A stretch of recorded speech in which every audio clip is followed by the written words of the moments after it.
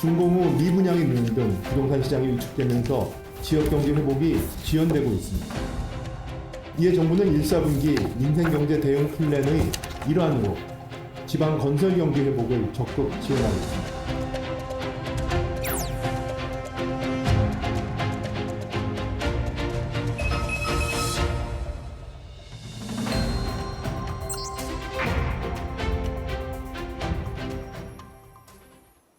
정부의 건설, 부동산 활성화 전략이 본격화하고 있습니다. 오는 6월부터 재건축 규제가 완화되고 미분양 해소 등 건설 경기 활성화 대책도 추진됩니다. 자세한 내용 대한건설정책연구원 이은영 연구위원과 살펴보겠습니다.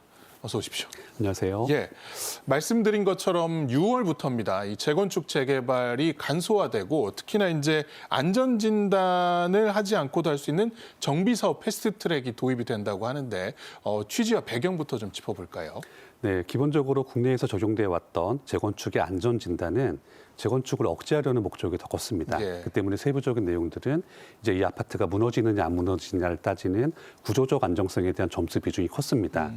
그런데 이런 아파트들이 점점 연식이 많아졌습니다. 지금은 30년 넘은 아파트들이 수도권에 많이 있기 때문에 이런 아파트들을 대상으로 해서 이제는 안전진단 같은 것을 좀 더 간소화해서 재건축 사업을 좀 더 빠르게 할 수 있도록 해주겠다라는 것이 이름 그대로 패스트트랙입니다. 그래서 주요 내용들을 살펴보게 되면 이제 종전에는 안전진단을 해당 아파트가 신청을 했을 때 각 지자체가 이제 자체적인 판단으로 현재 조사를 진행해야 했었는데요. 이제는 신청을 하게 되면 30일 이내에 실시 계획을 지자체가 통보하게 됩니다. 이것 자체가 빨라진 겁니다. 예. 그리고 만약에 사업 시행 계획 인가 전에 이제 재건축 진단을 다시 받아야 되는 경우가 발생할 수 있습니다. 이런 경우에는 돈이 수천만 원 이상 들어가는 이 진단을 다시 받는 것이 아니라 전에 받았던 것이 있다면은 이 진단 보고서를 한 번 더 활용할 수 있도록 바뀌었습니다. 그리고 정비 사업을 추진하는 데 있어서 번거로운 일 중에 하나가 사실 조합원들의 동의 절차입니다. 왜냐하면 일반인 분들은 평일 낮에는 일을 나가시거나 서명 받으러 네, 그리고 자영업하시는 예. 분들은 자기 가게 나가셔야 되는데 이렇게 되면 서명을 받는 게 참 어렵습니다. 이게 돈도 들어가는 내용이고요. 그래서 이런 내용들을 앞으로는 이제 정비계획의 입안 요청이나 추진위원회 구성 같은 것을 각각 받는 것이 아니라 하나만 동의를 받게 되면 나머지 하나도 같이 받는 것으로 인정하겠다는 내용이 들어가 있습니다.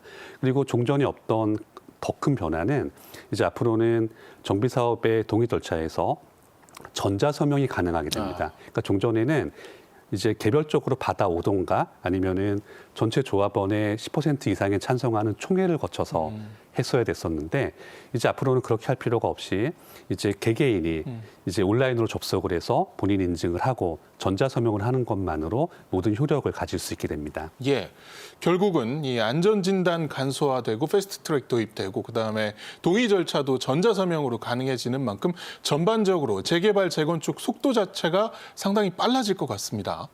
네, 맞습니다. 이제 정비 사업은 기본적으로 시간이 얼마나 걸리느냐 자체가 사업성에 직결됩니다. 그러니까 쉽게 표현하면 조합은 계속 만들어져 있고 공사를 한다면은 공사 기간은 계속 진행되고 있기 때문에 이것이 하루하루가 더 지나갈수록 결국에는 돈으로 연결이 되고 이것은 조합원들이 부담해야 되는 추가 사업비에 연결이 됩니다. 그 때문에 기존의 장애 요인들을 제도적인 변화를 통해서 해소함으로써 전체 수요 기간을 단축했다는 것 자체가 매우 긍정적인 내용입니다. 그리고 개별 단지들마다 입장과 상황이 다르기 때문에 뭐 어떤 단지들은 본래의 일정보다 1년 이상 단축될 수도 있을 거고요. 어떤 곳들은 좀 더 많거나 적게 효과를 볼 수도 있는 사안입니다. 예. 결국은 이 재건축을 간소화하고 규제를 완화하는 것이 수도권이나 지방의 집값에 어떤 영향을 줄 것인가가 이 실수요자들의 관심 사안이 될 것 같은데 이건 어떻게 보십니까? 네, 과거에는 재건축을 자유롭게 허용을 하게 되면 집값이 많이 폭등할 것이라고 우려하는 목소리들이 있었습니다. 하지만 지금 시점에서는 재건축 안전진단이 간소화된다고 하더라도 그렇게 전체적인 집값에 영향을 미칠 것 같지는 않습니다. 왜냐하면 이제 기존에도 재건축이 추진되던 아파트 단지들은 어느 정도 사업성이 보장되어 있거나 입지가 매우 좋은 곳들이었습니다. 이런 곳들에서는 재건축 절차가 쉬워진다고 하면 자연스럽게 가격에 반영이 될 겁니다. 하지만 지금 시점에서의 재건축 사업은 단순하게 주민들이 동의하거나 이런 내용들이 관건이 아니라 그 주민분들이 얼마만큼의 추가적인 비용을 부담할 수 있으신지 이런 것들에 더 좌우되는 상황이기 때문에 예. 단순하게 절차가 간소화됐다고 해서 뭐 전국적인 집값이 폭등한다던가 이런 우려는 없을 것으로 볼 수 있습니다. 예. 그 지방 미분양 이야기 좀 해보겠습니다. 이제 지방 건설사들이 상당히 어려움을 겪고 있습니다. 일단은 건설 원자재 가격이 많이 상승을 했고, 그리고 분양은 이루어지지 않다 보니까 실제로 다음 사업을 위해서 택지 계약을 했다가도 사업 시행 못하고 그냥 뭐 계약금만 날리는 건설사들도 많다고 하는 정도인데, 해서 정부가 이런 주택들 매입을 LH를 통해서 하고 이후에 이제 든든 전세 주택으로 이걸 활용하는 방안을 내놨습니다. 네. 이제 기본적으로 LH가 매입하는 지방의 준공 미분양들은 LH가 선정하는 것이 아니라 그 사업지에서 신청을 하는 겁니다. 아. 신청을 하게 되면 일단 분양가보다 매우 낮은 가격으로 매입을 해서 LH가 임대주택으로 활용을 하게 됩니다. 그리고 이때 활용되는 든든 전세주택은 일단 세입자분들이 일단 시세의 90% 수준으로 저렴하게 거주하시다가 6년 이후에 분양 여부를 판단할 수 있는 내용들입니다. 그런데 원론적으로는 민간에서 발생한 미분양을 공공이 책임지는 것이 맞느냐라는 지적이 나올 수가 있습니다. 그 때문에 이번 사안 같은 경우에는 일단 정부가 꽤 큰 선택을 한 것이라고 평가해도 무리가 없습니다. 예. 사실 이거를 구매하려는 분들도 계시거든요. 지방 미분양 주택들을. 네네. 이런 경우에는 정부가 디딤돌 대출 우대 금리를 또 신설을 해서 이 대출을 돕기로 했다고요? 네, 맞습니다. 주택 도시 기금에는 이제 우리가 흔히 서민분들이죠. 서민분들이 대출하실 수 있는 제도들이 있습니다. 뭐 디딤돌, 버팀목 이런 대출들이 있습니다. 이때 이런 대출을 이용할 때 만약에 지방의 미분양을 매입하시게 되면 추가적으로 금리 혜택을 주는 것이 이번에 계획되어 있습니다. 그런데 일각에서는 이것만으로 충분하지 않고 취득세나 양도세까지도 완화해야 된다는 내용들이 있는데 지방에서는 그렇게 큰 의미는 없는 것 같습니다. 왜냐하면 취득세는 아파트의 매입 가격이 뭐 10억, 15억 이런 식으로 올라가게 되면 몇 천만 원이 나오기 때문에 이걸 감면하는 게 큰 의미가 있습니다만 지방에서는 금액대가 뭐 5억, 3억 이렇기 때문에 이런 경우에는 금액 자체가 큰 의미가 없습니다. 그리고 양도세 같은 경우에는 지금도 1가구 1주택은 2년간 실거주하면 양도세를 거의 내지 않습니다. 그 때문에 지방에서도 무주택이신 분들이 집을 매입하시는 경우에는 양도세가 그렇게 큰 문제가 되지가 않습니다. 그 때문에 이런 내용들은 사실 금리보다는 대출 규제가 좀 더 완화된다면 이제 시민분들의 주택 구매 의욕을 좀 더 높일 수 있을 것으로 생각할 수 있습니다. 예.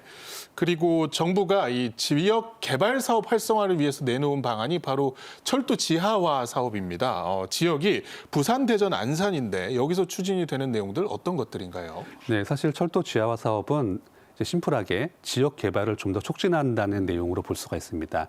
내용도 복잡하지가 않습니다. 기존에 이미 있는 역들이 있습니다. 그래서 이 역들을 지하로 위치를 바꾸고 예. 그리고 역과 역을 잇는 선로도 지하화를 합니다. 이렇게 하면 지상 부분에는 철도 시설이 없어지게 되니까 이 부분을 뭐 상업 시설이나 기타 시설로 개발함으로써 예. 지역 경제를 활성화하겠다는 목적을 가진 내용입니다. 예.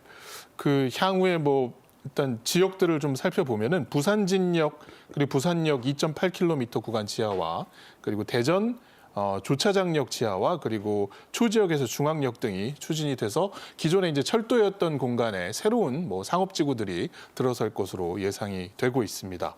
자, 정부는 이와 함께 이 주택 공급 확대를 하기 위한 방안으로 과도한 금융권의 책임 준공 요구 관행을 개선하기로 했다고 하는데 이건 어떤 내용인가요?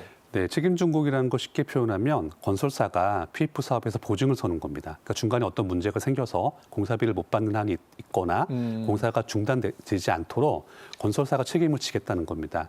자, 그런데 이런 부분들이 사실 건설사 입장에서는 이제 과도한 신용 공여 같은 부담이 되는 것이 되어 있습니다. 그래서 지금 정부에서 제시된 안으로는 이제 예정된 준공일, 그러니까 공사 완공일, 완료일부터 뭐 한 달 경과하면 뭐 90% 인수하고 두 달 경과하면 80% 인수하는 식으로 안은 나와 있습니다만 여기에 대해서는 금융권과의 의견 조율도 아직 이루어지고 있어서 최종적으로 확정된 것은 아닙니다. 예. 그리고 건설사들 계속 좀 부양책이 나오고 있는데 SOC 예산 조기 집행 이야기도 나왔습니다. 이제 철도, 항만, 뭐 도로, 교각 등 이제 짓는 사업이 될 텐데 아무래도 상반기에 12조 5천억 원을 조기에 집행하기로 했다고요? 네, 맞습니다. 금년도 국토부의 SOC 예산은 작년에 비해서 약 5.3% 정도 증가했습니다. 그리고 이 중에서 이제 신속 집행 관리 대상인 금액이 있는데 이 금액 중에서 약 65%를 금년 상반기에 집행을 하겠다는 것입니다. 그런데 사실 SOC 예산의 조기 집행은 뭐 짧게 잡아도 코로나 이후부터 늘 이루어져 왔습니다. 그 때문에 이것 자체가 큰 의미를 갖는 것이 아니라 이번에 계획된 상반기에 신속 집행 예산의 규모가 역대 최대라는 것, 여기에 의미를 두면 맞는 사안입니다. 예. 그리고 부동산 투자 회사가 될 것 같습니다. CR 리츠 이런 것들 좀 활성화를 해서 기존의 미분양 주택을 이런 리츠 회사들이 사들이고 이걸 활용 후에 다시 매각하는 이런 방안도 좀 마련을 하고 있다고요.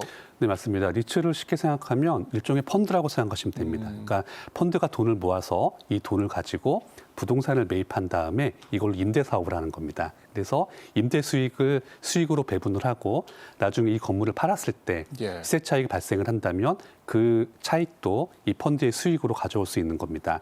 자, 정부가 이 CR 리츠를 지방의 미분양 해소용으로 이용을 해서 만약에 이 리츠가 미분양 주택을 매입하게 되면 일단 올해까지 매입을 한다면은 취득세 중과를 배제합니다. 그리고 향후 5년 동안에 종합부동산세의 합산도 배제하게 됩니다. 그런데 이런 내용들은 기본적으로 정부가 미분양 상황에 대처하기 위한 여러 가지 방안의 하나로 보는 것이 적절하고 그리고 선례를 따져본다면 지난 2009년과 2014년에도 한시적으로 운영된 바가 있습니다. 그래서 CR리츠는 어디까지나 여러 가지 방안 중에 하나로 보는 것이 맞는 것이고 이걸 통해서 모든 문제를 해결하겠다 이런 식으로 보는 것은 적절치 않습니다. 예, 그 앞서서 저희가 건설사를 어렵게 하는 여러 가지 방안 중에 이 공사비 원자재 비용 상승을 들었습니다. 그래서 자고 일어나면 정말 이 자재 비용이 올라가는 상황에서 공사비를 현실화하는 방안도 정부가 추진을 한다고요?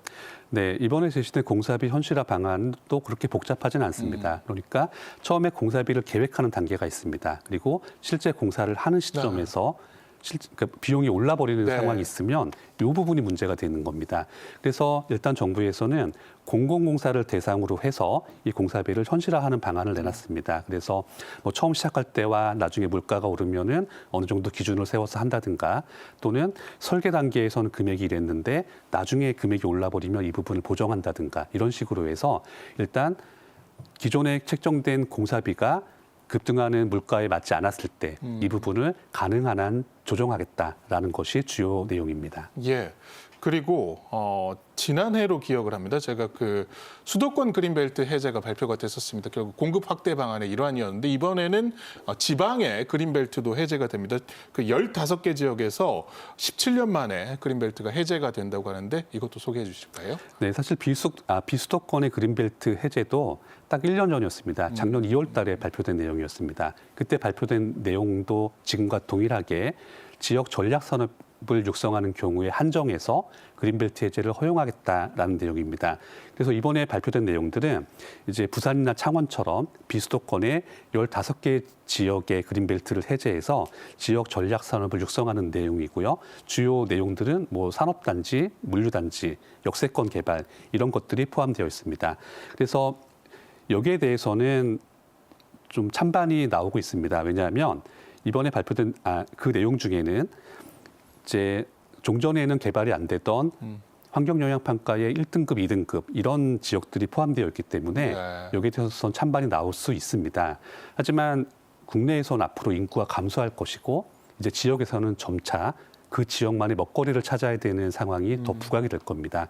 그 때문에 이런 부분들을 감안하게 되면 이제 20년 전과 지금을 비교하더라도 뭐 도시만의 녹지 지역이나 이런 것들도 많은 차이가 있기 때문에 현재 시점에서는 정부가 발표한 것 같은 지방 그린벨트의 해제를 지역 전략 산업이라는 특정 목적에 한정한다면 충분히 진행할 수 있는 사안이라고 평가할 수 있습니다. 예, 오늘 말씀 여기까지 듣겠습니다. 지금까지 대한건설정책연구원 이은형 연구위원과 이야기 나눴습니다. 고맙습니다. 네, 감사합니다.